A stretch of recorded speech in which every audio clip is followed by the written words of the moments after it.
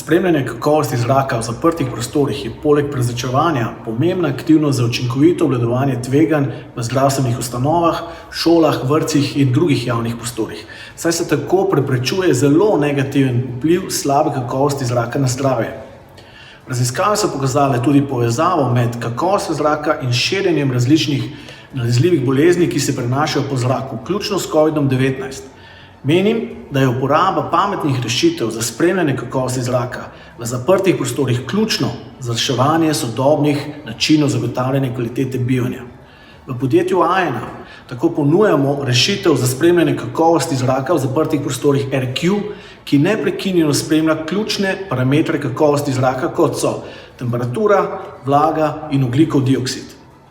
V času pandemije smo se na primeru več izobraževalnih institucij na Hrvaškem, ki smo jih opremili s partnerji, lahko na lastne oči prepričali, kako zelo koristna je namestitev takšnega sistema tako za lastnike in uporabnike kot celoten ekosistem javnega zdravja.